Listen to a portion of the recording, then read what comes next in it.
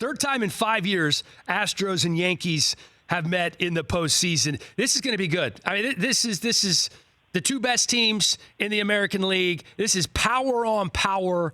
I mean, when you saw that this was going to happen with the Astros, I'm sure you said, okay, let's get it on, right? Oh, I could have told you this in April that this was going to happen. I'm telling you, I think in the top three teams in baseball, only two remain. I mean, obviously the Dodgers with a heartbreaking loss. But now if you look at the schedule, I mean, you got the Nationals in St. Louis, and this isn't taking anything away from those two teams. But if you want to watch the World Series, this ALCS, this is going to be your World Series.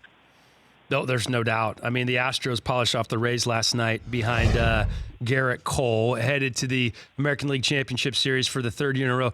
Cole has been absolutely insanely dominant. 25 strikeouts in back-to-back games in the division series. Are you kidding me? When you watch him, what are you thinking? How filthy is that guy? I'm thinking to myself, man, I'm glad I'm not playing anymore. I can guarantee you that. This guy right here, man, not only the stuff that he has, but the confidence that he has. I don't know if you saw the presser before Game 5. It was obviously on that workout day, and they were asking him, what's your mindset? What's your preparation? And he was just like, you know, just as if I would any other start. I mean, this guy is so confident. He knows exactly what he's going to do. I mean, let's be honest, man, 20-5 on the season, the best pitcher in baseball from the middle of May all the way to the end of the season and continuing into the postseason, man, 2-0 doing his thing. And how nice is that for the Houston Astros to lose Game 4 in Tampa to could be the Cy Young Award winner, Justin Verlander, and be like, nah, no big deal, baby. We got Gerrit Cole to back him up in Game 5. So at home, he's been absolutely dominant. On the road, he's been dominant. The Houston Astros, I mean, you know me, man. I bleed pinstripes, and I root for the Yanks each and every day. But they're going to have their hands full with this Houston Astros lineup. Yeah, Cole 18-0 in his last 24 starts. And like I said, it really is power versus power. It's the pitching staff of the Astros against the home run power of the Yankees. The Yankees set that home run record this year. You're going to see Verlander and Cole twice each if this series goes 7 games. You have to get one of those, right? You have to beat those guys at least one time to have a chance. Which one do the Yankees have a better chance to beat, Verlander or Cole?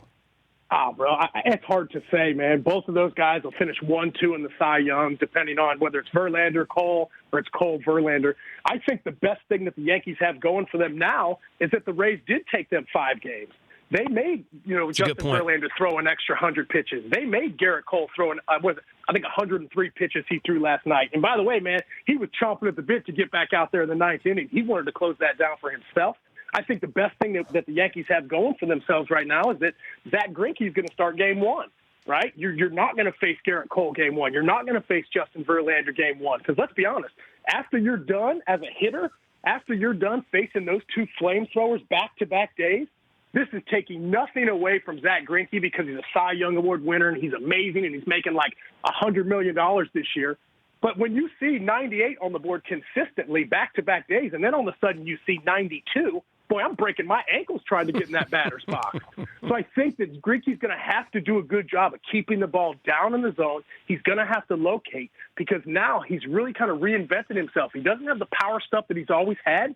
And I think that's a tough spot to be in that rotation when you go from two flamethrowers down to kind of like I guess more of a surgeon, I guess you could say, more kind of slicing and dicing on the corners.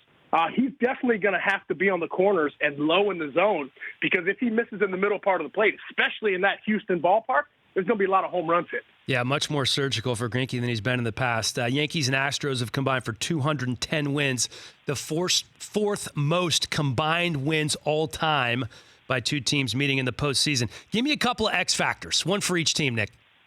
Well, I think Aaron Judge, man. I mean, obviously the best player on one of the best teams. He's going to have to bring his game.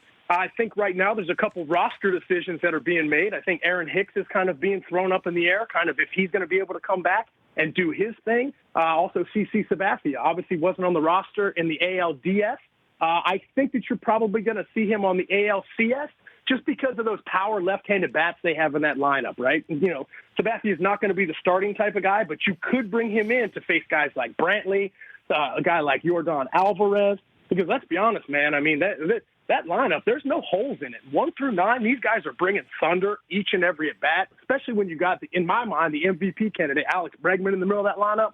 I'm telling you what, man, there's a lot of things going good for the Astros, but there's also a lot of great things going for the Yankees, man. This is that heavyweight fight we've been waiting for since April. I can't wait to get it going. For more of The Rich Eisen Show, tune to Audience Channel 239 on DirecTV for free on BR Live or download the Rich Eisen Show app.